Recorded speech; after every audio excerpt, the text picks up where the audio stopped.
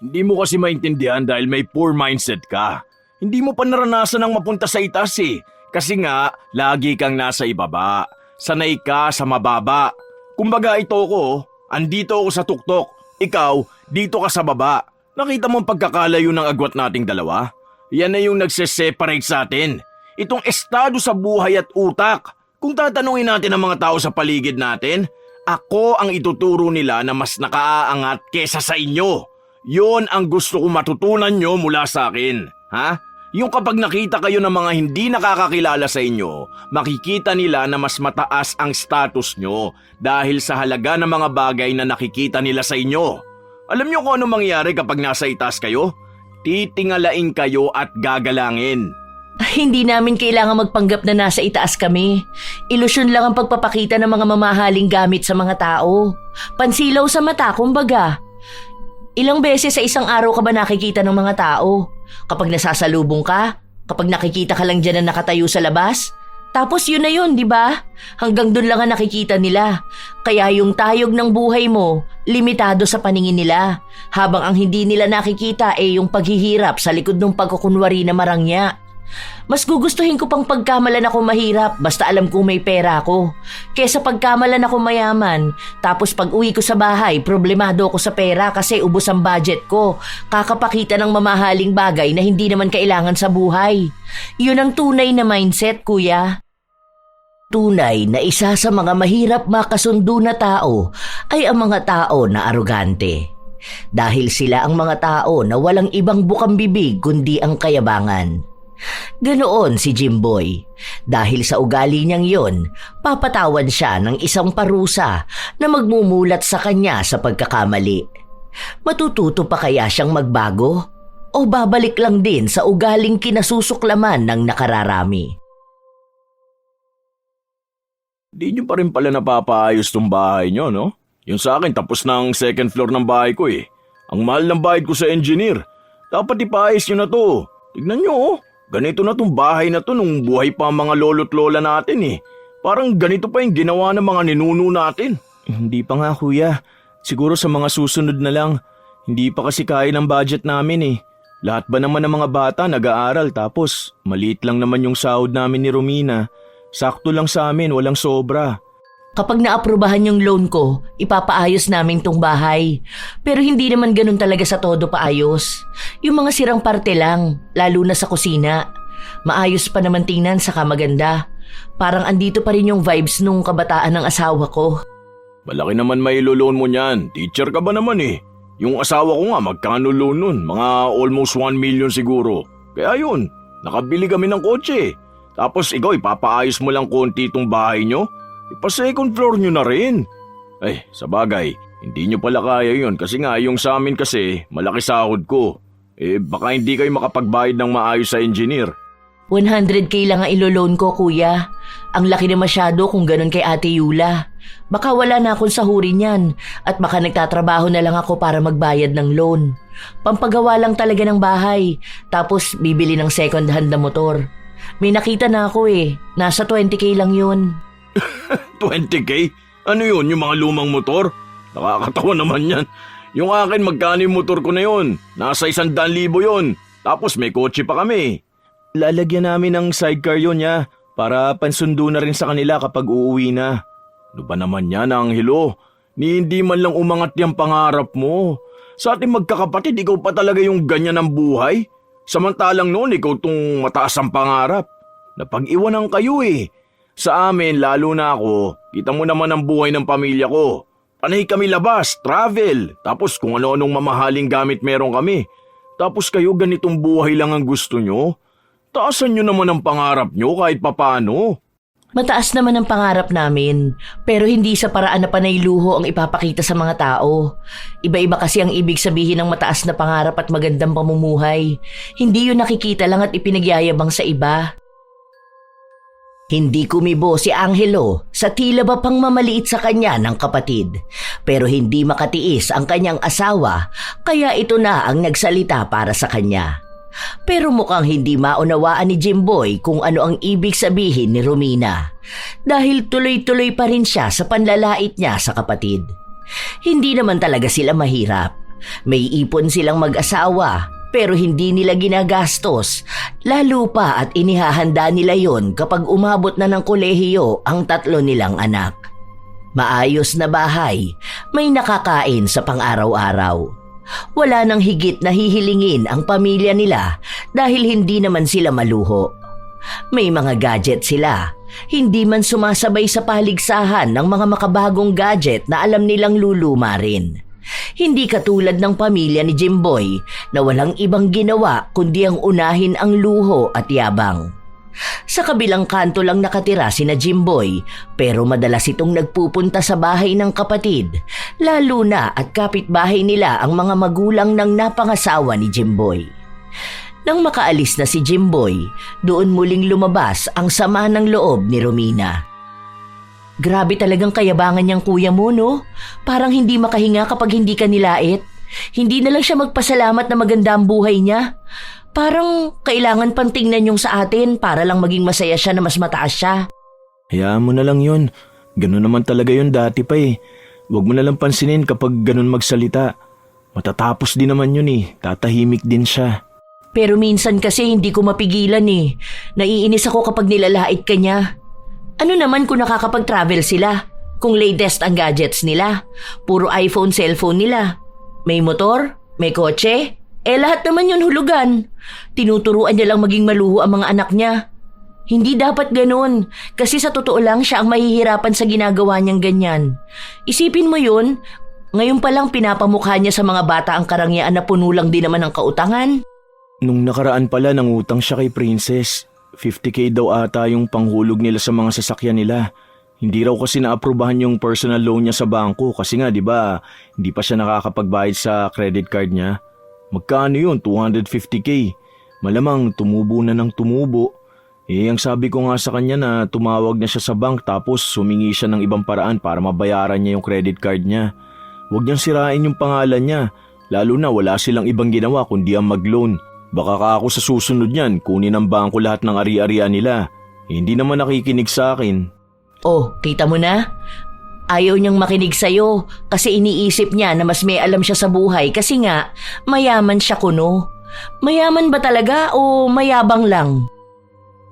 Inis na inis talaga si Romina sa tuwing nakikita niya si Jimboy. Dahil hindi lang din naman si Jimboy ang mayabang, pati na rin ang asawa nito. Magkasama sila sa iisang paaralan pero mas mataas na antas ang tinuturuan ni Yula. Madalas silang nagkakasalubong katulad na lang ng isang araw na nagtagpo ang landas nila at pinagyayabang ni Yula ang bago niyang cellphone. Samantalang kapapalit lang niya nung nakaraang buwan. Oo nga ate, ang ganda niyan. Ang mahal din niyan ano. Kasi nakita ko yan sa mall eh. Nasa almost 100k ata yan. Piso na lang 100k na. Magkano down mo dyan? Sinabi niya na nag-down sila ng 50,000 piso. Kasama na ang hulugan na bago niyang laptop at printer. Napatango na lang si Romina. Dahil mukhang ang inutang ni Jimboy ay pinambili lang nila ng luho. Oo nga, maganda ate.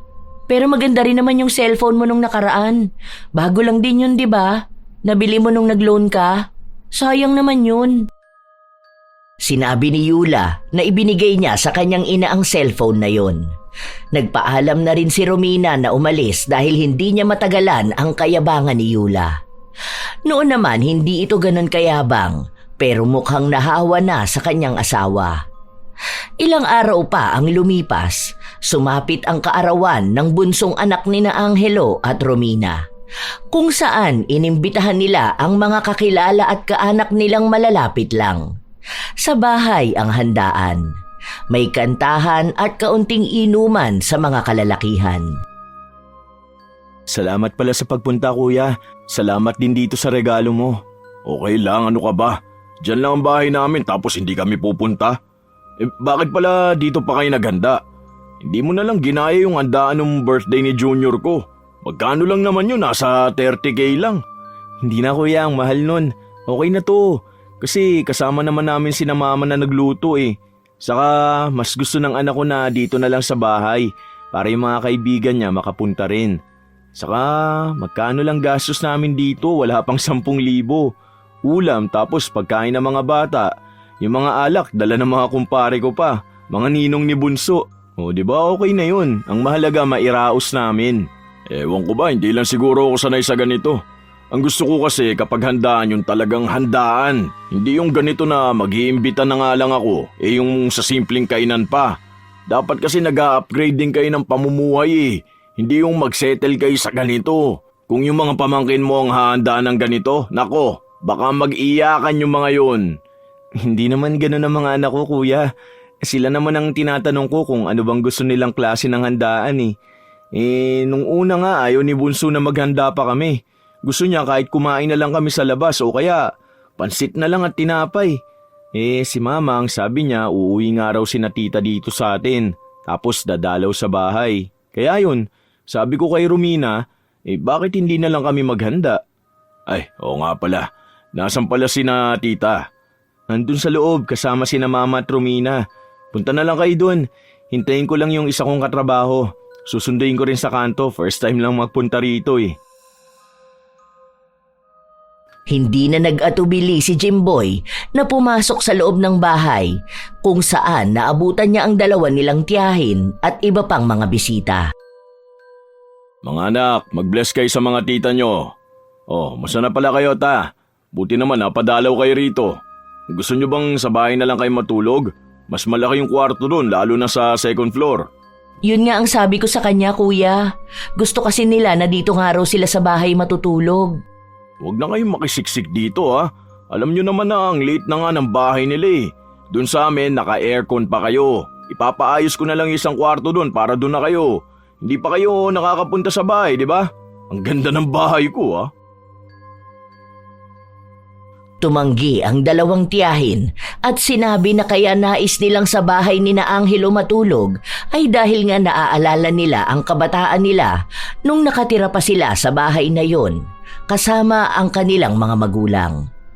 Yun din talaga ang dahilan kung bakit hindi pinapagalaw ni Romina ang bahay kahit paanong sabihin ni Jimboy na mukhang luma na ito. Dahil para sa mga kamag-anak ng asawa niya, malaking parte ang lumang bahay na yon para sa kanilang alaala. Hindi natanggap ni Jimboy ang narinig niya, kaya nagyabang na lang siya tungkol sa bahay niya. Pero kahit anong ganda ng kwento niya, hindi pa rin niya nakuhang kumbinsihin ang mga bisita na doon na sa kanila matulog. Ilang linggo pa ulit ang nakalipas, naabutan ni Romina ang magkapatid na nag-uusap.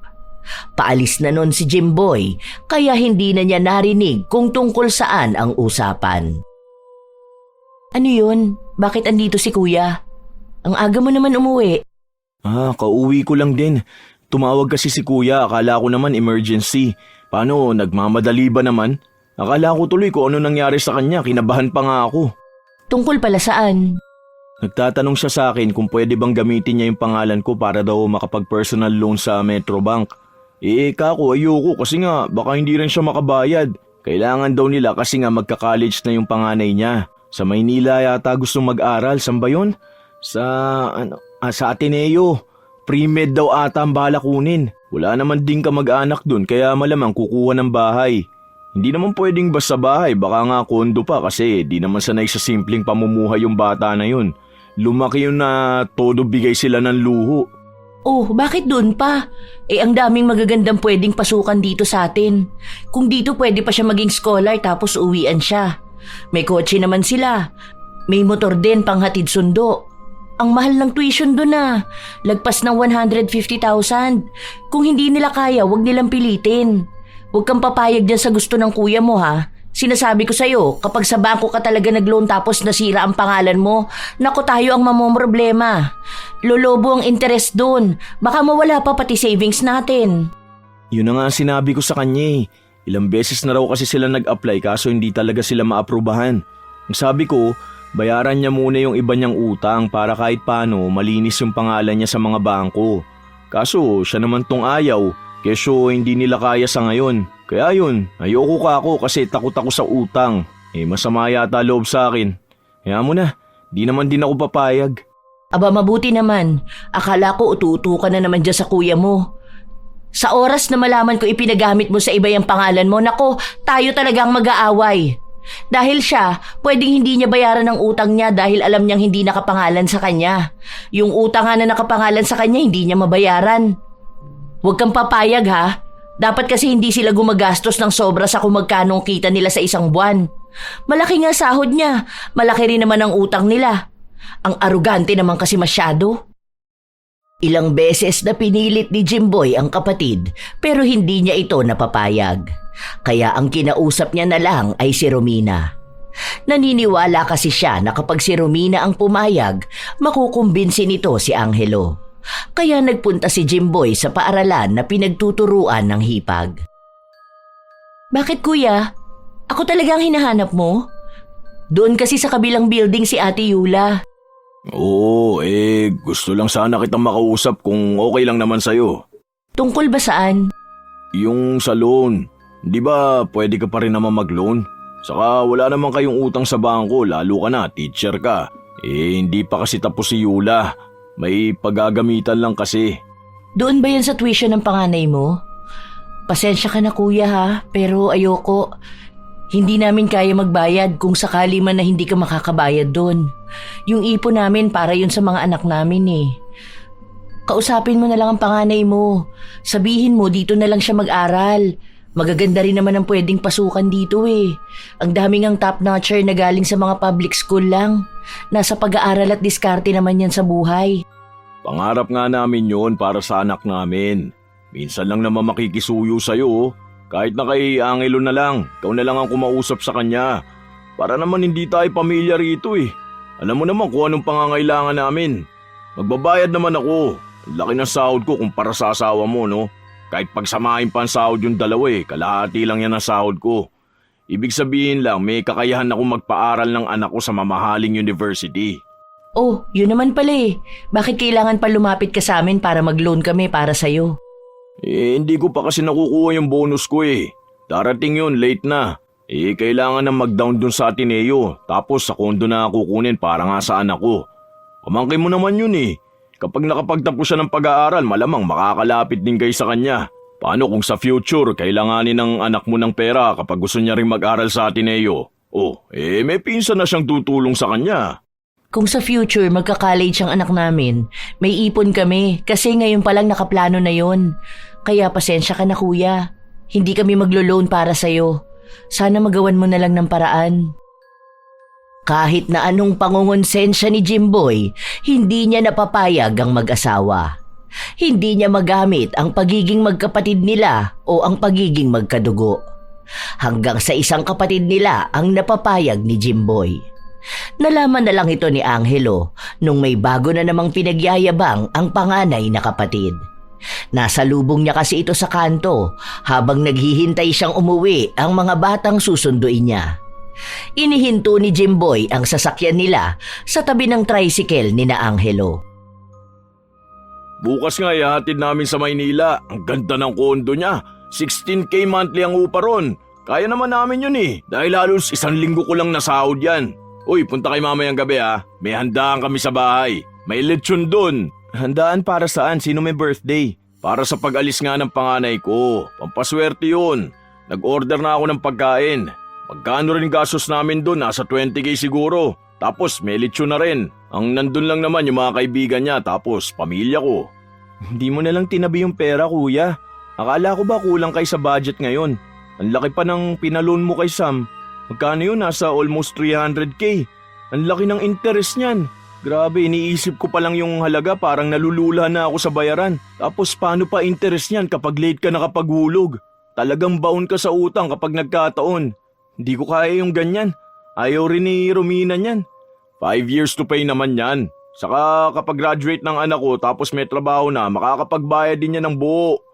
Sa hindi kayo pumayag sa pakisuyo ko, sana kayo matutulungan ng anak ko kapag nakapasok na siya sa medical field. Laki ng sahod nun ha. Mas malaki pa sa sahod ko. Lalo na kapag may bonus yon. Aba, baka pati sa Korea makapag-travel kaming pamilya. Masaya ako nun para sa kanya kapag nangyari yung kuya. At least may makakatulong na sa'yo na magbayad ng mga utang mo. Saka may napatunguhan na maganda mga paghihirap mo, di ba? Kaya nga, Ganun naman talaga kapag mayayaman, maraming utang. Yung negosyante nga nakakilala ko, mayaman na yun, may milyon na benta kada buwan. Pero may mga utang din. Ganun talaga yun. Hindi naman pwede na walang utang ang mga tao. Ewan ko ba sa inyo kung bakit takot na takot kayo magkaroon ng utang? May pambayad din naman kayo. Kahit na di ganun kalaki yan ang sahod nyo. Kumbaga hulugan, ganun. May balak nga akong bilhin Ilalabas pa lang dito iPhone 16 Pro Max. Kapag naaprubahan yung credit card ko sa BPI, papakaskas ko agad yun. Ang angas ng itsura Ikaw ba, wala kang balak kumuha ng credit card? Hindi kuya, naku, utang lang din yan. Ayoko na maraming utang. Basta ang alam ko lang may sinusunod kasi kaming budget monthly. Hindi kami pwedeng lumagpas doon dahil magugulo na yung susunod na budget next month. Saka may cellphone pa naman ako. Maganda rin naman to. iPhone din naman. Uy, 2024 na, iPhone 8 pa rin ang gamit mo? Pamatulang yan Kahit ibenta mo sa akin ng 500 yan, sasama pa loob ko sa'yo. Saka kahit ibigay mo sa akin yan, baka magtampo pa ako sa'yo. May ilalabas na iPhone 16 tapos iPhone 8? Naku, grabe naman yan. Ano ba naman yan, nagtatrabaho ka tapos okay lang sa'yo yung ganyang klase ng cellphone? Okay naman to kuya, nagagamit naman pang chat sa bahay. Tapos maganda rin naman ang camera. Hindi naman ako mahilig sa cellphone Ano namang gagawin ko dyan? Kapag nasa trabaho ako, sa computer ako nakatutok. Kapag nasa bahay naman, di ako gano'n nagsa-cellphone. Kapag nasa labas ako, hindi ko rin naman ginagamit. Tignan mo nga ngayon, iniwan ko sa bahay. Baka kasi yung pagkakaroon ng sosyal na pakiramdam. Kapag nakita nila na maganda ang suot mo o kaya mamahalin ang mga gamit mo, matik na ang mindset ng mga tao niyan, mataas ka. Respeto rin ang makukuha mo kapag nakikita nila nakaangat ka sa buhay. Okay na tong ganito. Kesa naman angat ang buhay ko sa paningin nila, lubog naman kami sa utang. Basta ang mahalaga sa akin, hanggat gumagana pa pwede pa yan. Sakto na dumating na rin ang mga bata, kasunod si Romina. Naabutan niya pa na nag-uusap ang magkapatid. Dahil sa likod siya ng tricycle uupo, nakausap niya rin si Jimboy. Hindi naman na niya tinanong kung tungkol saan ang usapan. May meeting pa sina Ate Yula, baka mamaya pa yon. Pero alam ko patapos na rin sila Napadaan kasi ako kanina, parang may mga binibili na lang sa kanila. Kaya nga, nag-chat nga sa akin. Uy, basta punta kay mamaya May handaan sa bahay, paalala ko lang. Dalhin niyo mga bata para naman makapasyal sa bahay. Di pa pala kayo napupunta sa bahay no? May pinaayos kasi kami ngayon, nagpalagay kami ng chandelier. Naku, mas maganda na yung bahay namin ngayon. O sige, ingat kayo sa pag-uwi kakarag-karag na yung tricycle nyo. Sabi ko naman kasi sa inyo magkotse na lang kayo Ano yan? Teacher tapos ang sundo, tricycle? Peking ngiti na lang ang ibinahagi ni Romina sa kanyang bayaw. Nagsisimula na naman ang pagyayabang nito dahil lang sa may hawak pa siyang pera. Kung saan-saan na naman siya nagwawaldas. Hinahayaan na lang ng mag-asawa dahil laging sinasabi ni Jimboy na para yun sa ikauunlad ng imahe niya sa mga taong nakapaligid sa kanya. Ilang buwan pa ang nakalipas, nakabili na naman ng bagong cellphone si Jimboy. Ipinagyabang niya ito sa kapatid. O diba ang ganda ng iPhone 16 Pro Max ko? Saan mo yan nabili kuya? Ang mahal niya na. Bagong labas lang yan. Kita ko yan sa mall nung nakaraan. Grabe ang presyo niyan. Nasa 100k plus. Oo, itong akin 108,992. Oh, grabe. Ang mahal naman yan. Makakapagpagawa ka na ng bahay niya na. Grabe, buti kaya mo mag-cash ng ganyan. Hulugan naman to. Home credit, ganon? Hindi credit card malamang. Yun lang naman ang pwedeng ipangkuha ng iPhone Oh, may bago kang credit card? Buti nabigyan ka pa. Akala ko ba sira na yung credit records mo dahil doon sa hindi mo pabayad na utang mo? O baka dahil sa company nyo rin? Kilala kasi ang company nyo tapos malaki pa sahod mo. Nagpakaskas ako sa katrabaho ko. 36 months namang hulugan to kaya hindi mabigat sa bulsa. Mura lang to. 36 months? Ang tagal naman yan, uy. Baka mamaya may lumabas na bagong phone, hindi ka pa bayad dyan. Ayaw mo pa naman kapag hindi bago ang cellphone mo. Duda ako na tatagal sa'yo ng 36 months ang cellphone na yan. Baka nga wala pang 1 taon magpapalit ka na naman eh. Paano kapag ganun? Pwede naman kasing i-advance to, no? Kung gusto nyo, pwede rin naman kayong kumuha. Ang sabi ko nga rito kay Angelo, bumili na siya ng bago. Iwan niya na yung iPhone 8 niya na yan. Lumang-luma na yan. Wala na yata may taong gumagamit ng ganyang iPhone eh. Ewan ko ba? Basta natatawa ako kapag nakikita ko cellphone niya. Kung tutusin, kaya nyo rin naman kumuha ng ganitong cellphone. Try nyo apply ng credit card, lalo ka na Romina. Kasi teacher ka, bili kayong 2 iPhone, tig-isa kayo. Parehas din naman maganda ang camera namin eh, okay na to. Saka hindi ko masyadong gamay ang iPhone. Mas mahilig din sa Android si Romina, mas madaling magamit. Pang-communicate lang din naman namin eh. Magdadagdag pa kami ng utang para lang sa cellphone. Hindi naman magandang ipakita sa iba. Alam mo, lagi mong tatandaan na nabubuhay tayo sa mundong puno ng kompetisyon. Kailangan natin maipakita sa kanilang lahat na tayo ang panalo. Paano mo maipapakita na ikaw ang panalo sa buhay kung hindi mo ipapakita ang mga mamahalin at magaganda mong gamit? Kita mo sa Facebook daming naiinggit na buti pa kami ang ganda ng buhay namin.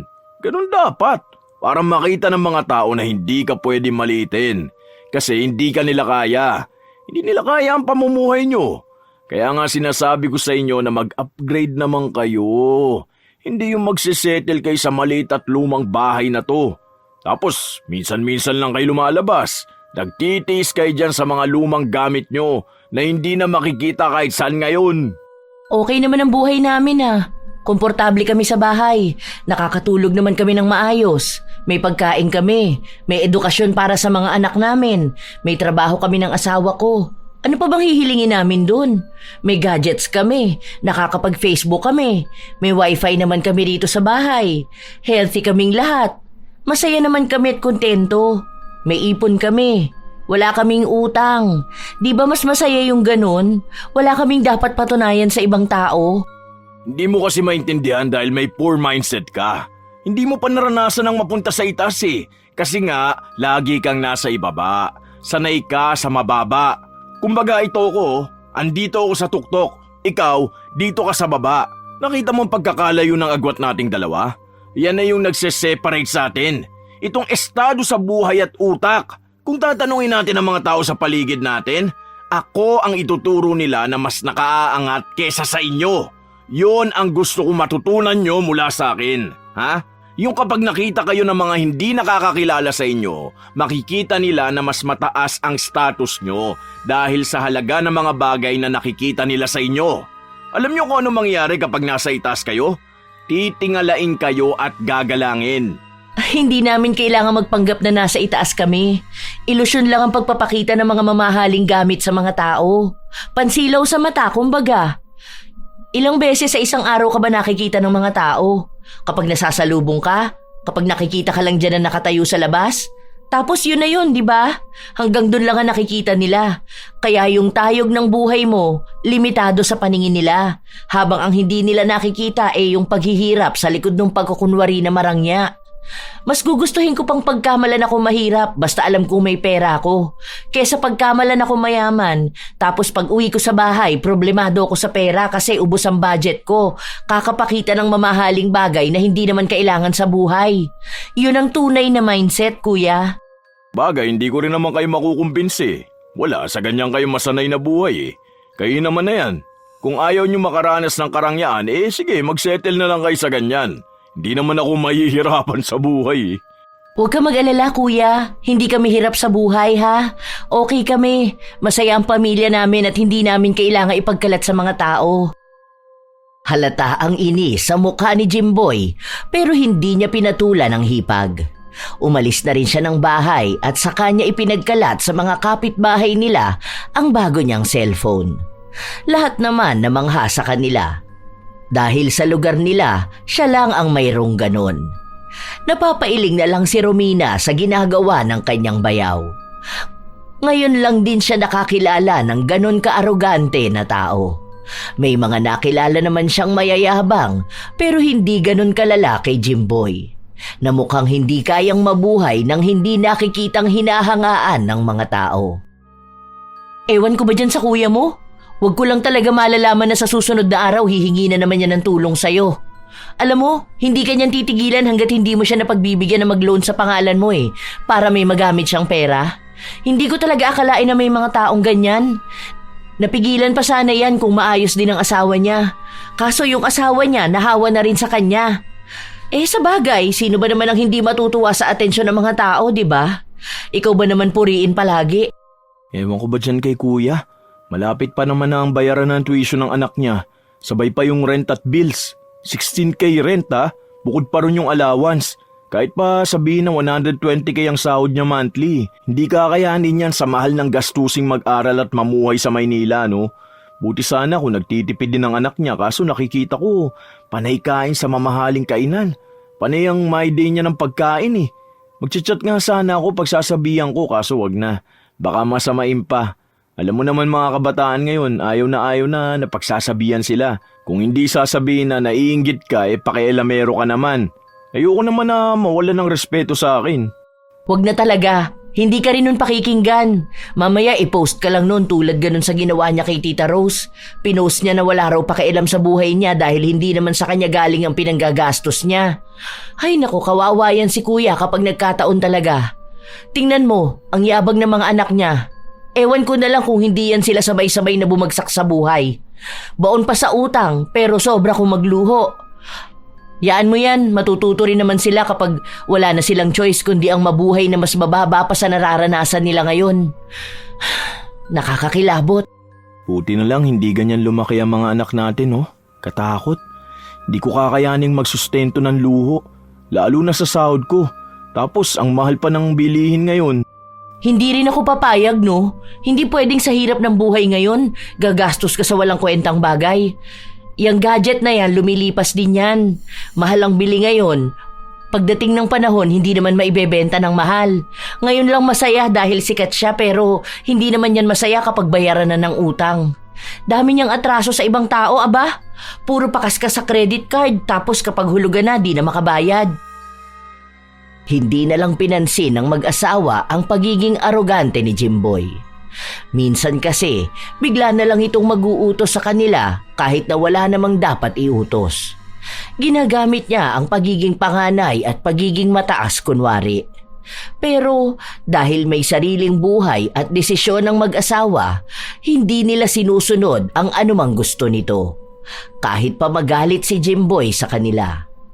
Hanggang sa dumating na naman ang isang araw na lumapit na naman ito sa kanila at nangungulit. May hinihintay akong pera, hindi pa lang talaga dumarating.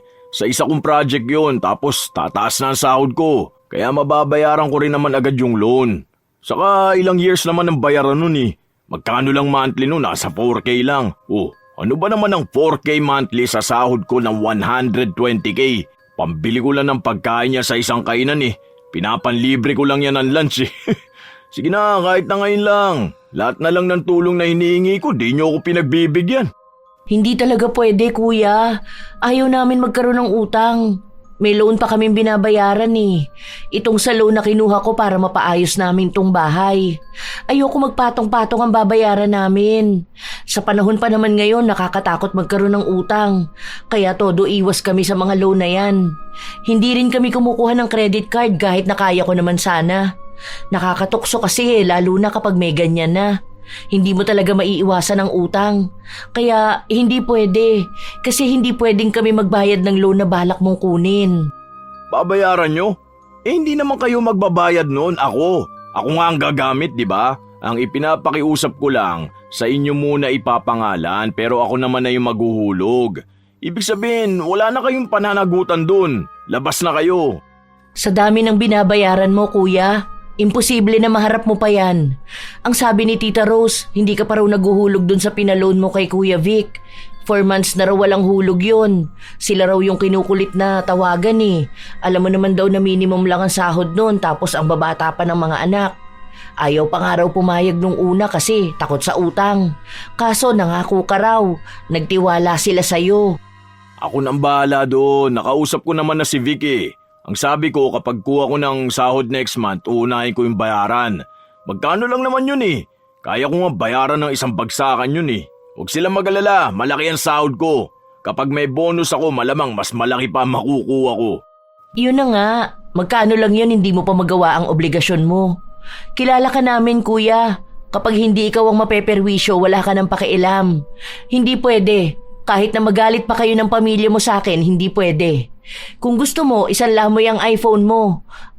Alam mo na nga na bayaran ng tuition ng anak mo, hindi mo pa inipon. Hindi pwede na lalapit ka palagi sa ibang tao. Mas matanda ka sa amin, dapat mas alam mo to. Bakit ba ikaw ang nagsasalita? Yung kapatid ko ang kinakausap ko. Kailangan talaga kapag ganitong usapan may comment ka rin.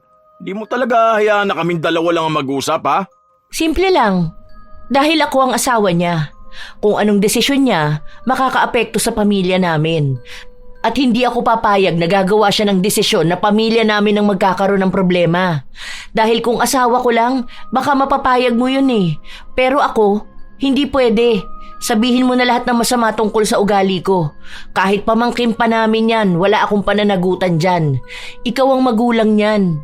Ikaw ang dumiskarte dyan. Kung sana nung una pa lang nagkaroon na kayo ng maayos na plano, hindi sana ganito. Basta wala kang mahihita sa amin. Wala kahit sa asawa ko. Iba yung ugali mong ganyan, ah. Hindi kami pinalaki ng mga magulang namin na nagdadamot sa kapatid. Kaya talagang totoo yung sinabi ni nanay eh. Na wag sana makapangasawa ng madamot ang isa sa mga kapatid namin. Dahil kapag madamot ang asawa, magdadamot na rin ng tulong ang kapatid. Kami rin naman hindi pinalaki na umasa sa kapatid kapag nagigipit na sa panay luho. Huwag mong daanin sa kapatid-kapatid at pamilya na yan. Una sa lahat, kayong may kasalanan kung bakit ganyan.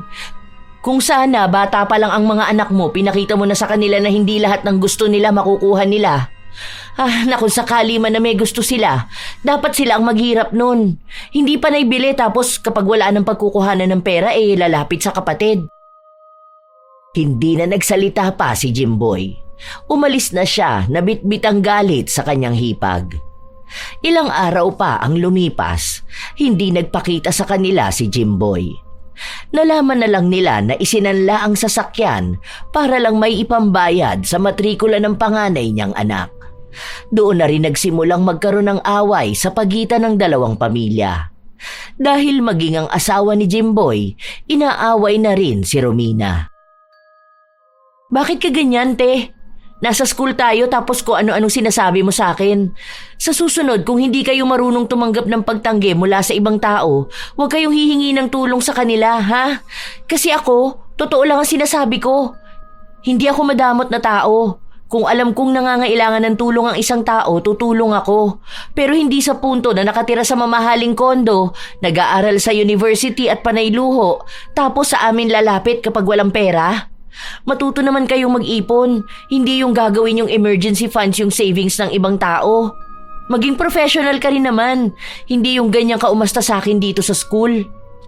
Kahit na buwan na ang lumipas, sadyang hindi naging maganda ang samahan nila. Hindi na rin lumalapit si Jimboy sa kanila. Dahil naghihintay ito na sila ang unang hihingi ng tawad para maging maayos ang samahan nilang magkapatid. May mga nagsasabi kay Angelo na dapat ay magpakumbaba siya, lalo na at mas matanda sa kanya si Jimboy. Sinubukan naman ni Angelo na kausapin ang kapatid, pero hindi siya kinikibo. Isang gabi, habang nasa kwarto ang mag-asawa, muli nila itong napag-usapan. Huwag mo na lang munang kausapin. Hayaan mo na lang muna si kuya. Sa ayaw kanyang kausapin eh. Hindi naman pwedeng suyuin at lambingin mo siya. Tama lang naman na dapat ma-realize niya yung mali niya. Alam ko kung anong gusto niyan. Mapapatawad ka niya kunwari kapag pumayag ka sa gusto niya na mag-personal loan ka sa bangko para maipautang sa kanya. Naku, yan ang wag na wag mong gagawin talaga. Bahala ka dyan, hindi tatahimik yung tenga mo sa pang-aaway ko sa'yo. Yun na nga, nung nakausap ko siya, sabi niya sa akin paano niya malalaman na talagang sincere ako sa paghingi ng tawad sa kanya kung hindi ko siya tutulungan. Kailangan niya raw ng 50K ngayong linggo eh. Oh, ano namang sinabi mo? Huwag mo sabihin sa akin na pumayag ka. Ang sabi ko, sasabihan muna kita. Hindi naman ka ako pwedeng ako lang ang magdedesisyon kahit na akong lalaki. Kasi yung pera natin magkasama. Kung sakali na pumalya siya ng hulog, kukuha ng pera sa savings pang tapal dun. Tapos ayun, saka na lang daw ako makipag-ayos sa kanya kapag kaya ko na siyang tulungan ng hindi natatakot sa'yo. Hindi ka naman natatakot sa akin ha. Ang inaano mo sa kanya, yung pera para sa plano natin sa mga bata. Lalo na lumalaki na sila. Hayaan mo na siya. Bahala siya sa buhay niyang malubog sa utang. Total hindi naman siya gumagawa ng paraan para masettle niya yung mga utang niya. Ilang linggo pa ang lumipas, ang akala nila ay magiging payapa lang ang lahat. Pero isang gabi, bigla na lang nakaramdam ng sakit sa dibdib si Angelo. Noong una, akala nila ay nabigla lang ang katawan niya dahil sa biglaan niyang pagtayo.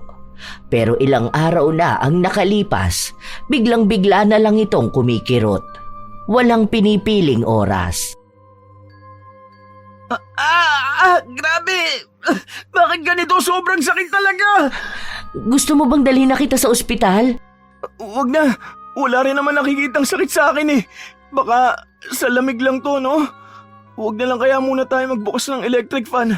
Kung nainitan ka, lipat ka na lang sa kwarto ng mga bata. Hindi na, ayos lang ako. Hindi rin naman pwede na pabayaan na lang kita rito.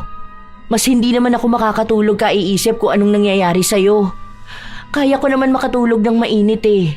Dati nga natutulog tayong walang kuryente kahit papakin pa tayo ng lamok. Huwag ka na munang kumilos. Ano bang gagawin mo? Nauuhaw ka ba? Huwag muna kasi ang sabi sa akin ni Ate Rona, kapag daw sumasakit ang dibdib, huwag iinom ng tubig. Maya-maya na lang. Ay, ano ba yan? Sana naman gumaling ka na. Labis ang pag-aalala ni Romina. Alam niya na kahit na anong problema sa pamilya nila ang dumating ay kakayanin nila. Huwag lang talaga na may magkakasakit sa pamilya niya. Kahit na ayaw ni Angelo na umalis sa trabaho, pinilit siya ng asawa. Dahil nag-aalala ito na baka mas lalo lang siyang mapahamak. Ilang araw pa ang nakalipas, nakita ni Romina si Jimboy. Sinundo nito ang asawa gamit ang bago nilang sasakyan. Mukhang kumuha na naman sila ng hulugan habang nakasanla pa ang isa nilang sasakyan. Oh, bakit wala yata si Angelo? May sakit siya, nasa bahay. Ano nangyari? Masakit ang dibdib niya. Baka naman sign niya ng stroke. Hindi ko alam. Sige na, aalis na ako. Maghihintay pa ako ng masasakyan. Sige, mag-iingat ka pa uwi. Pupunta ako sa inyo mamaya.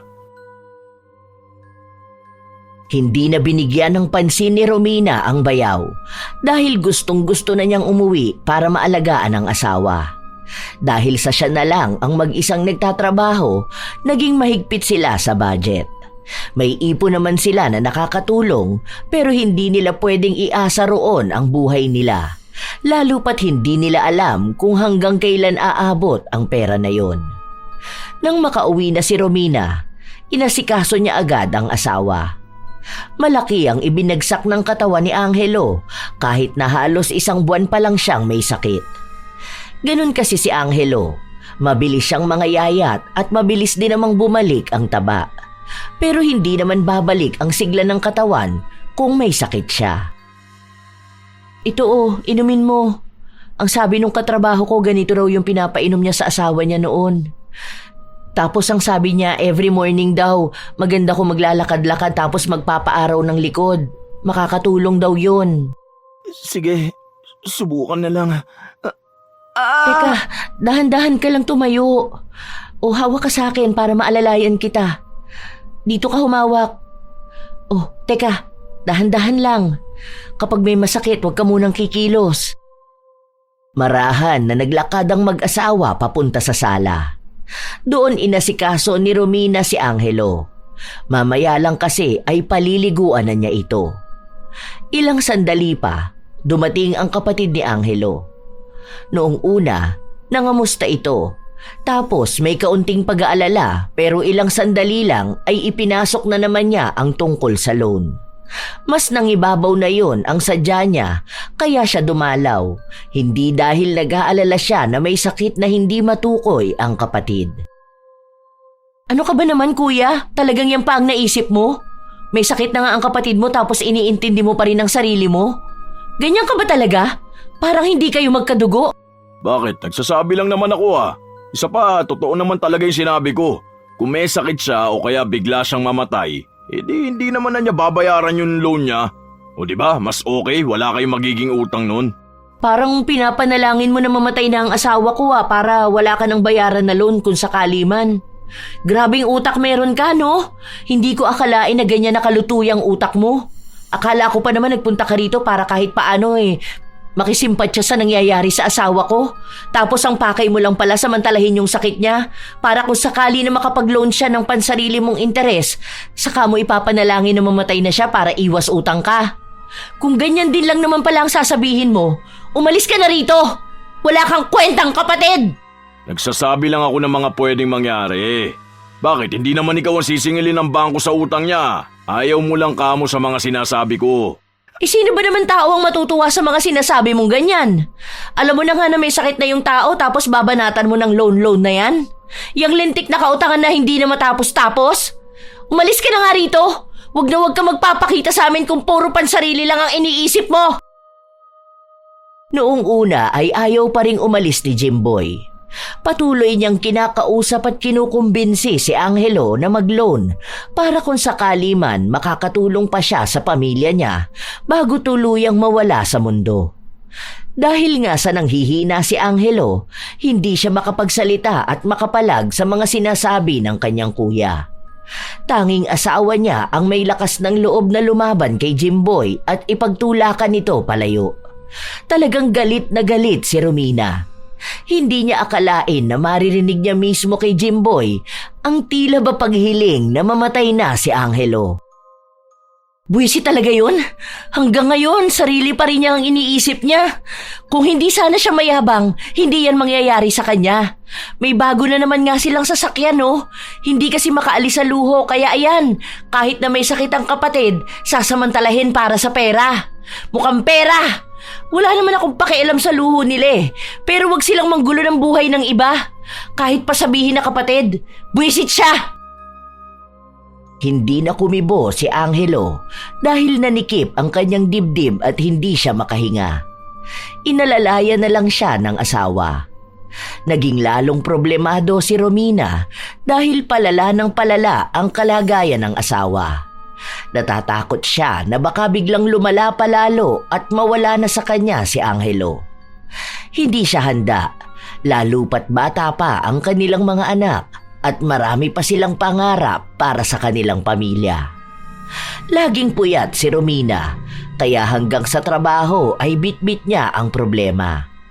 Minsan pa, mag-isa lang siya sa silid-aralan habang wala pa ang mga estudyante niya ay naiyak siya. Hindi na niya mapigilan pa ang sarili dahil awang-awa na siya sa kanyang asawa. Habang umiiyak siya, tinanong siya ng isang nanay na dumating. Pasensya ka na, Mami, ha? Hindi ko talaga napigilan mag-breakdown. Ang dami lang kasi talagang pumapasok sa utak ko. Alam ko rin na hirap na ang asawa ko. Hindi niya lang madalas na sinasabi sa akin. Wala naman akong problema sa simpleng buhay o sa pagtitiis. Pero ang ayaw ko talaga sa lahat, yung may nagkakasakit sa pamilya ko. Yun talaga ang mahirap. Tapos hindi pa matukoy ng mga doktor kung anong sakit niya. Sinabi lang sa kanya ng ginang na baka may gumagawa ng masama sa asawa niya. Sinabi pa nga sa kanya na may kakilala siyang ganon ng sitwasyon pero patay na raw yun at nung namatay, saka lang nila nalaman na maaagapan pa sana kung nakahingi sila ng tulong sa albularyo. Kinulam daw yung lalaki dahil hindi na pagbigyan ng hiling ng kapatid. Doon lang tila naliwanagan ang utak niya. Hindi naman niya sinabi na nagkaroon ng alitan sina Angelo at ang kapatid niya dahil lang sa hindi niya napagbigyan ang hiling. Noong umalis na ang ginang, saka niya naisip na baka nga kinulam ang asawa niya. Kailangan ko maagapan to ngayon. Kaya pala nagmamadali siya magpaloon, may ginagawa siyang hindi maganda. Kaya pala ganun siya magsalita sa asawa ko na may posibilidad na mamatay. Hindi man lang kinilabutan sa ginagawa niya. Lalo na alam naman niyang kapatid niya yon. Walang pakialam sa buhay ng iba. Kung nagawa niya sa sarili niyang kapatid, malamang kaya niya rin gawin sa ibang tao. Dapat mapigilan na siya. Hindi ipinaalam ni Romina ang desisyon niyang ipaalbularyo ang asawa. Hindi niya rin sinabi sa kahit na kanino na si Jimboy ang pinaghihinalaan niyang may kagagawa nun. Hanggang sa nakakita siya ng albularyo. Dinayo niya pa ang bahay noon ng halos 3 oras na biyahe. 2 beses pa siyang bumalik dahil noong una niyang punta, wala roon ang albularyo. Nakiusap din siya na kung pupunta sa bahay nila, magpanggap na lang na kaanak niya para hindi na magtanong pa ang kanyang asawa. Nang dumating ang albularyo sa bahay nila, hirap na hirap si Angelo, kaya hindi na siya nakapagtanong pa. Hindi siya gaanong makapagsalita dahil hirap siya maging sa paghinga. Mabilis at palihim na ginawa ng albularyo ang orasyon habang nakahawak siya kay Angelo. Kaya mo yan, love. Magiging maayos ka rin. Nakatingin lang si Romina habang ang asawa niya ay naglulupasay na sa sakit. May kinakausap din ang albularyo na mukhang nag-uugnay sa mangkukulam gamit ang katawan ni Angelo. Mabuti na lang at wala ang mga bata. Sila-sila lang ang nasa bahay. Nang matapos ang albularyo, tuluyang nawala ng malay si Angelo. Nagising na lang ito kinagabihan. Wala na ang sakit na nararamdaman niya. Ha? Ano nangyari? Bakit ganun? Okay na ako? Oh, tignan mo, hindi masakit kapag ginaganito ko tong katawan ko. Wala na. Ano nangyari? Oo nga pala, may bisita ba tayo kanina? Oo, si Tio Mando. Hindi ko ata nabanggit sa'yo yun. Yung pinsan ni Mama sa probinsya. Napasyal dito kaya pinapunta ko na lang sa bahay. Sayang hindi ko siya nakausap. Sobrang sakit kasi talaga ng buong katawan ko kanina tapos nahihilo pa ako. Salamat naman sa Diyos at pagising ko maayos na ako. Akala ko pa naman mamamatay na ako eh. Buti na lang maayos na ako. Huwag ka na lang masyado magagalaw at baka magkasakit ka ulit. Diyan ka na lang muna. Huwag ka na muna makikipag-usap sa kapatid mo, ha? Hayaan mo na yon. Matanda na siya. Sana alam niya rin sa sarili niya kung tama o mali ba ang ginagawa niya. Hindi lang arogante ang kapatid mo dahil makasarili din siya. Napakasama ng ugali niya. Hindi maalis ang galit na nararamdaman ni Romina sa kapatid ng asawa. Ilang araw lang ang nakalipas, nabalitaan niya na namatay ang pinsan ni Nayula. Ang matandang babae na hinala nila noon ay mangkukulam daw. Yun din ang hinala ni Romina na kumulam kay Angelo. Dahil namatay yun noong araw na gumaling ang asawa. Kasunod nun, nagkasakit din si Yula. Mas malala ang sakit na tinamo niya kaysa sa naranasan ni Angelo. Isang umaga, habang sama-sama silang nag-aalmusal, napag-usapan yon matapos na sabihin ng anak nila na umuwi na raw ang pinsan nilang nasa Ateneo. Buntis daw kasi ito kaya hindi na itutuloy ang pag-aaral. Sayang naman yun. First year pa lang siya, di ba? Ang laki ng tuition niya tapos ang mahal pa ng gasto sa kanya dun sa Manila. Ano naman daw yung napangasawa? Baka mayaman naman o kaya may magandang trabaho. Sinabi rin yan sa akin ni Juliet. Tambay raw yung boyfriend niya. Hindi raw nag-aaral pero live-in sila sa kondo niya. Akala daw ng mga magulang nag-aaral. Yung bigay na pang tuition ginagastos lang daw sa Manila. Yun ang sinasabi ko kay kuya noon na hindi pwedeng ibigay lahat ng gusto ng anak niya. Ngayon, ayan, uuwi sa kanila yung nag-iisang tao na akala nila makakatulong para mahulugan ng mga utang nila. Tapos, may sakit pa si Ate Yula. Nakakaawa naman sila. Yung sakit nga raw ni ate, yung ganun sa akin pero mas malala kasi parang hanggang sa mga lamang loob niya namamaga. Hindi nila madala sa ospital dahil ayaw ni Ate Yula. Wala na rin yata silang pera eh. Tapos hindi na sila nakakahulog dun sa mga sasakyan nila. Binibenta nga sa akin ni kuya yung iPhone niya, hindi ko kinuha. Ang mahal kaya nun. Tapos ginigipit na rin siya ng bangko dun sa loan niya 7 years ago. Sakit sa ulo niyan. Paanong hindi mamamaga lahat ng laman loob niya? Kung bawi na yun sa kanya sa mga kasalanan na nagawa niya. Ang sama ba naman ng ugali nila para gumawa ng masama sa kapwa nila eh? Hindi pa rin inaamin ni Romina ang alam niya. Hanggang sa nagkasalubong silang dalawa ni Jimboy. Naglalakad kasi pauwi si Romina galing sa palengke. Napansin niyang hinatak na ang motor at bagong sasakyan ni na Jimboy. Pero kahit na ganon, pinapakita pa rin ni Jimboy ang pagiging arogante niya dahil sa tindig ng kanyang katawan. Sinasabi niya rin na pinakuha niya ang mga yon dahil may bagong modelo siyang nais na bilhin. Hinihintay niya lang lumabas sa merkado. Natatawa na lang si Romina dahil alam niya kung ano ang buong katotohanan. Di ba binibenta mo yung iPhone mo? Meron ako nakita dun sa palengke. Alam ko tumatanggap sila kaso lang mura na ata nila makukuha yan. Kasi balita ko maglalabas na ata ng iPhone 17. Hindi ko na to binibenta. Nakita ko nga yung balita. Inaabangan ko nga yun eh. Inabangan mo pa talaga? Eh wala na nga kayong pera. Ginipit ka na magbayad ng mga utang mo, pero yung paring luho ang iniisip mo. Partida niya na may sakit pa ang asawa mo. Ano, binalikan na ba siya ng pinagawa niyo sa asawa ko? Ano bang akala mo, hindi ko malalaman na pinakulam niyo siya? Ikaw pala may kagagawa nun. Hindi, kayo may kagagawan yan. Iniligtas ko lang ang asawa ko. Yan, dapat ipag-loan mo ng ipag-loan si Ate Yula. Total, kapag namatay naman siya, hindi na kayo magbabayad, di ba? Ganon sa sinabi mo sa asawa ko. Oh, bakit ganyan naman ang tingin mo sa akin? Ang sama ah. Parang hindi mo sinabi sa asawa ko na mag-loan siya para kapag namatay siya, wala na siyang babayaran. Hirap mo maging kapamilya eh, no? Ganyan pantingin mo sa amin. Hindi ka na naawa sa nangyayari sa amin. Hayaan mo, kapag nakuha ko yung loan ko, sinisiguro ko sa yung babawiin mo yung mga sinasabi mo sa akin. Makikita mo na makakaahon ulit kami. Hindi pa rin naman kayo mahirap. Sa totoo lang, kung ngayon imamanage mo ng maayos ang sahod mo, tapos unti-untiin mo bayaran yung mga loan mo, huwag ka rin bibili ng latest gadget na wala pang 1 taon, luma na. Baka maging maayos ulit lahat sa buhay nyo. Limit mo na lang ang gastos. Maghanap ka ng financial advisor mo para matulungan ka. Lalo na malaki naman ang sahod mo. Kung kami nga na maliit ang kita, nakasurvive nga. Ikaw pa kaya na palong-palo ang kitaan? Sige na, uuwi na ako. Sa mga sumunod na araw, hindi pa rin gumagaling si Yula. Ang sabi, ilang albularyo na ang nilapitan nila pero hindi pa rin talaga maalis ang balik kulam sa kanya.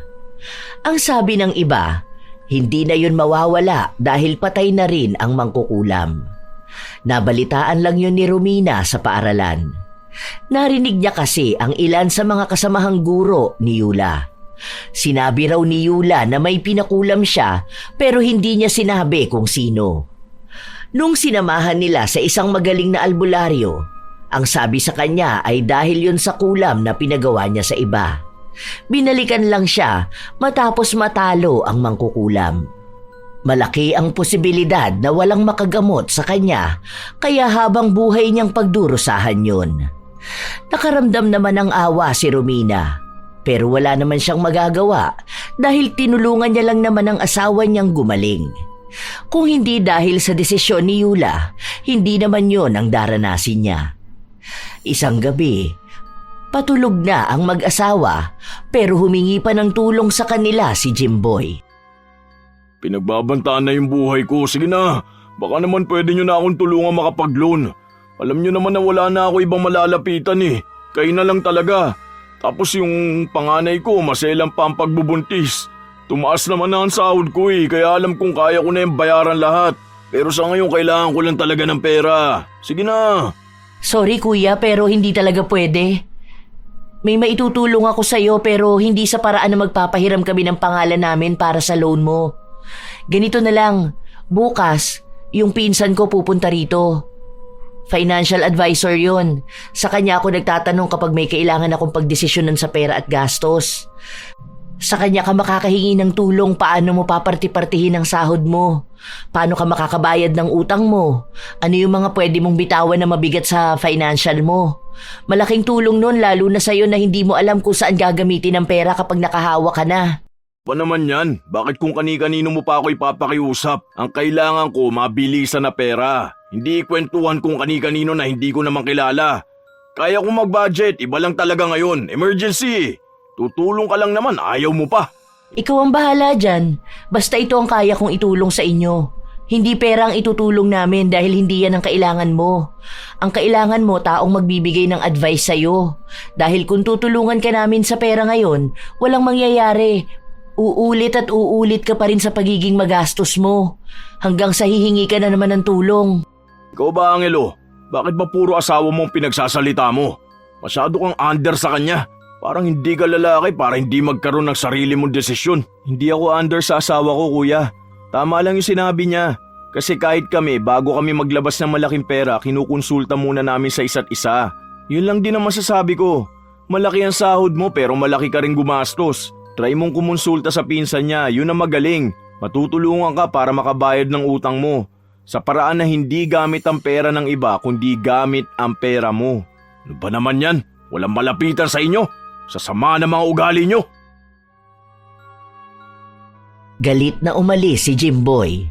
Hanggang sa kinabukasan, dumating nga ang pinsan ni Romina pero hindi nagpakita ang kanyang bayaw. Ayaw kasi nun sa lahat ay pinagsasabihan siya. Gusto niya, siya lang ang tama at magaling. Sa paglipas pa ng mga linggo, pabagsak ng pabagsak sina Jimboy. Hanggang sa wala na talaga siyang ibang malapitan na tao. Wala na siyang magawa kundi ang magbayad at maghulog sa mga pinagkakautangan niya. Nawawala na siya ng motibasyon sa buhay dahil nagpapakapagod na lang siya sa trabaho para magbayad ng utang. Kakarampot ang natitirang pera sa kanila. Siya na lang kasi ang nagtatrabaho. Ang anak niyang buntis, nasa bahay lang at iniwan ng lalaki. May sakit din si Yula. Wala na ang mga sasakyan nila. Ang natitira na lang ay ang kanilang bahay. May kuryente pa rin sila pero tipid na kung gumastos. Sana naman hindi to tungkol sa loan. Pagod na kasi ako magpaliwanag na hindi kami papayag eh. Hindi, yun tungkol sa pinsan mo. Pupunta ba ulit siya sa bahay nyo? Baka pwede siya makausap. Saan kaya? Mukhang kailangan ko nga ang tulong niya eh. Dahil pakiramdam ko bayad ako ng bayad ng utang pero hindi naman nababawasan. Parang ang dami pa rin, di nauubos. Gusto ko naman bayaran lahat ng utang ko para naman gumaan na tong buhay namin. Hirap na ako makatulog eh. Nag-compute ako. Nasa 6 million na ang utang ko lahat-lahat. Kasama na yung mga tinubo ng bangko. Nauhulugan ko naman yan eh pero parang barya lang yung nababawas. Ang hirap kasi kahit na magkano sahod ko hindi kasya dahil may pamilya ako. Sige, sabihan ko siya bukas na pumunta rito para makausap mo siya. Sana nga mabayaran mo na yan. Grabe, hindi ko kinakaya yung utang na yan. Ang laki, sobra. Milyon na ang inabot niyan. Malaki talaga yan. Ang lalaki ng loan na nakukuha ko eh. Paano malaki ang sahod ko? Yung monthly hulog niya nakala mo noon maliit lang. Kaso ang laki ng interest kapag hindi ako nakapagbayad. Laki ng pagsisisi ko ngayon. Kung sana hindi ako nangutang noon, hindi sana ganito eh. Halos kalahati yata niyan sa tubo lang. Tapos kahit nagbabayad ako ngayon, panay pa rin ang dagdag ng interest at late payment charges. Grabe pala makasira ng buhay ang utang. Noong una, masaya pa ako, ang dami kong credit card eh. Ang tataas ng credit limit. Yung isa ko 900k limit noon. Naubos ko kakakaskas. Puro ko installment tapos hindi na ako makapaghulog. Kung hindi lang ako naging maluho at arugante eh. Siguro yan na sana ang ipon kong pera. Hindi ipon kong utang. Ang mahalaga na lang ngayon, alam mo kung paano mo huhulugan yan. Kung paano mo uunti-untiin niyang bayaran. Alam ko naman na mababayaran mo yan. Basta maging responsable ka lang talaga. Malaki ang sahod mo. Basta alam mo kung ano ang dapat unahin. Makakalaya ka rin sa utang. Basta bukas, magchat-chat na lang ako kapag nandito na siya. Buo na ang desisyon ni Jimboy. Gusto na niyang makalaya sa utang. Dahil ang daming bagay niyang napagtanto. Nakita niya na kahit na anong ganda ng buhay na nakikita ng iba, siya namang bigat nito sa kanila. Naririnig pa lang ni Jimboy ang mga dapat niyang gawin, alam niyang mahihirapan siya. Pero dahil gusto niya talagang maayos ang mga utang niya, ginawa niya pa rin ng paraan.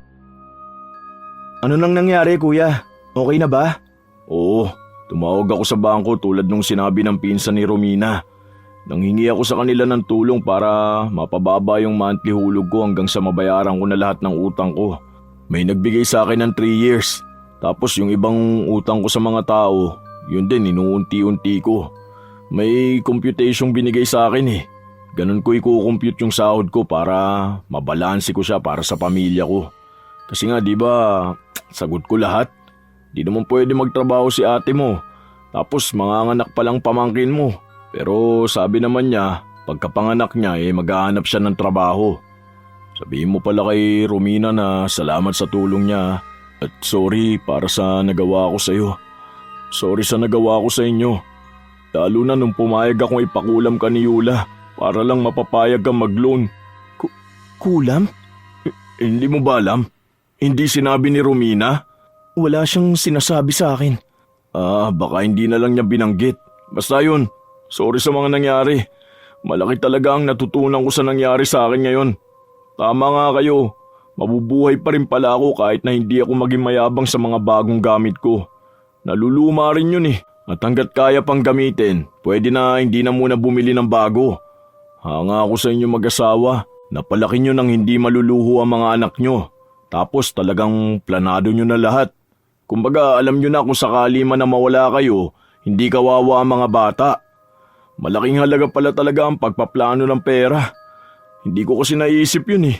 Dahil akala ko ayos na may magandang trabaho kami mag-asawa. Na malaki ang sahod ko. Yung pala wala lang yun kapag nabaon na ako sa utang. Ang mahalaga ngayon kuya, alam mo na kung anong gagawin mo. Huwag ka na uulit sa pag-utang ha. May dulot din naman minsang maganda ang pag-utang. Pero wag na yung umabot pa sa punto na hindi ka natitigil. Mas maganda pa rin naman na may ipon at may pinatutunguhan ng perang pinagpaguran. Minsan, dumarating ang tukso kay Jimboy. Lalo na kapag nakakakita siya ng mga bagay na dati ay gustong-gusto niya, pero kahit paano, nakokontrol na niya ang sarili at pamilya niya. Ipinaliwanag din ni Romina ang dahilan kung bakit hindi niya ipinaalam sa asawa niya na ipinakulam ito, at ang dahilan kung bakit may sakit si Yula ay dahil sa pagbalik ng kulam sa kanya. Sa paglipas ng mga buwan, unti-unting nababawasan ang utang ni Jimboy. Malaki pa rin naman pero kahit paano ay umusad na. Alam na rin niya kung paano haharapin ang problema sa pinansyal. Hindi na rin gumaling pa ang kanyang asawa pero mukhang tanggap na nila yon. Una sa lahat, sila naman ang may kasalanan nun, kaya iniisip nila na bayad na sa kanilang masamang ginawa. Sa kasalukuyan, nagsusumika pa rin si Jimboy na mabayaran ang mga utang niya. Nagtitipid na lang sila ng kanyang pamilya. Naging tampulan din sila ng tsismis dahil sa sinasabi ng iba na humirap na sila. Pero wala nang pakialam pa si Jimboy. Ang gusto na lang niya, matapos na ang mga utang niya para gumaan-gaan naman ang buhay nila. Ang mag-asawa namang Romina at Angelo patuloy pa rin sa buhay nila. Sa pag-iipon para sa mga anak at ang pagiging responsable sa kanilang kinikitang pera. Hindi man malaki ang kita, sapat naman para hindi maging baon sa utang.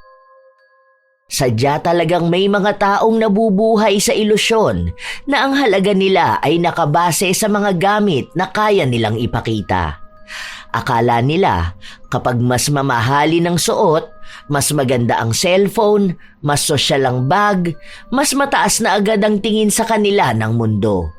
Pero ang hindi nila napapansin, sa kagustuhan nilang magmukhang nakakaangat, sila mismo ang unti-unting lumulubog sa responsibilidad, sa utang at sa pagkalito kung ano ba talaga ang tunay na sukatan ng pagiging matagumpay. Kaya mahalaga na bigyang pansin ang pinansyal na aspeto. Dahil ang pera, hindi lang basta ginagastos, ito ay pinaghihirapan. Kapag hindi marunong magplano, kahit gaano kalaki ang kinikita, nauuwi pa rin sa kakapusan o paghihikahos. Dagdag pang delikado kapag ginamit ito para makapagpasikat lamang sa mga tao sa paligid. Hindi lahat ng mamahalin ay mahalaga. Hindi lahat ng bago ay kailangan. Ang pag-iipon naman, hindi yan tanda ng pagiging kuripot. Ito ay tanda Nang may direksyon, disiplina at pagpapahalaga sa kinabukasan. Ang taong marunong mag-ipon ay taong marunong magbigay ng seguridad sa sarili, sa pamilya at sa mga panahon na hindi inaasahan. Tandaan din na hindi nakakatulong ang pagiging arogante. Walang mabuting na idudulot ang pagmamataas, lalo na kung nakatali lang sa gamit at material na bagay. Ang tunay na respeto ng tao hindi nakukuha sa ipinapakitang mamahaling gamit. Nakukuha yan sa ugali, sa kabutihan, sa sipag at sa marunong magpakumbaba. Kaya dapat maging maingat sa paggastos, matalino sa pagdedesisyon at mapagpakumbaba sa bawat tagumpay. Lagi na lamang nating tatandaan na mas magaan ang buhay kapag inuuna ang pangmatagalang seguridad kaysa pansamantalang pag-angat na puro pagpapakitang tao lang. Ang tunay na mayaman, hindi maingay, at ang tunay na nakakaangat, hindi kailanman nagyayabang. Alam naman natin mga apo na minsan sikat talaga ang mga taong may kayang ipakitang mamahaling gamit sa iba. Hindi naman yon masama kung kayang sustentuhan ng luho. Pero kung ginagamit lang para may ipangyabang, kahit naghihikahos na, yon ang hindi tama. Kayo ba? May aroganteng tao na rin ba kayong nakilala sa inyong buhay? Maaari nyo yang ibahagi kasabay ng inyong opinyon para sa ating bagong kwento. Naway naghatid ito ng magandang aral sa inyo. Shout out sa ilan sa mga masusugid na tagapakinig ng mga istorya ni Lola Telang. Siti Fatima Isnani Uy, Bilok Riana, Lucy Tugna, Marcos Balingasa, Regine Tabalina, Elian Amparado, Charmini Carpon, Tats 765, Maricel Cipriano, Maribel Balabag, Evan Irevere, Lian Monteroso, Ashley Kate Rivera, Len TV2, Aquarius, Jordan Mea, Irene Canubas, Saffron Caminade, Esther Asadon, Amparo Ludovico, Cindy Batalier Rivera, Alesna Roda, Angelina Ay, Evelyn Abong Carbakil, Cram Marker. Shout out din sa inyo, Isa Bianca Taroza, Lizelle Sato, Maria Luisa Chavaria, Raymond Ikamina, Michelle Okumura, Emelita, Geraldine Narbasa, Jax Lopez, Tonet at Presi, Justine Amita, Ryan Furo, Gael, Louie Boy, Christina Peru, Jonah B. Gagelonia, Eleonora Bahadi, Danilo Candido Jr., Lovely Valeza, Cecil Vlog, Jacqueline, Hasmin Vicente, Maria Tess Nape, Georgina Carl Grayson. Shout out sa mga apo kong sina Sydney Crosswind, Supladang Pasaway, Lovely Rose Roa, Kimpoy Feliciano, Hazel Fiesta, Marida Lightworker, Gia Gigi, Francisco Neng, Jeremy Saranillo Francisco, Irisabela Tuazon, Mike James Tapak, Wilma Leses, Leonisa Cobo, Lurian Vitalicio, Jenny Suzuki, Raquel Hasegawa, Matt Sarol, Mel Santarita, Esteli Reyes at sa Reyes family ng Marikina City, Vicky Yabut, AJ Chua, Josefina Fuelias, Roy Lacandalo, Maria Lee Nakagawa, Hayashi J. Megan, Lynn Hasegawa, Elise Padilla, Lydia Lopez, Gemstone Claro, Lance MBB, Rosalina Bugayong, Ami Yong, Angelina Ignacio, Ami Bag, sa buong Team Manok ng Amsik Angeles City, Pampanga, Roslyn Mangilin, Ray Galedo at sa Galedo family ng Kabuyaw, Laguna. Cherry May Libiran, Robert Criben, Razon Yao, Milrose Demate, Jaime Constantino, Jennifer Makasinag, Alma Naong, Rachel Whitney, Pureza Tagiwalo, Gaminil Francisco at sa kanyang asawa na si Dadanil Francisco, Arvid Shane Hoiberg Channel. Ito ang inyong Lola Telang at maraming salamat sa lagi ninyong pakikinig, mga apo.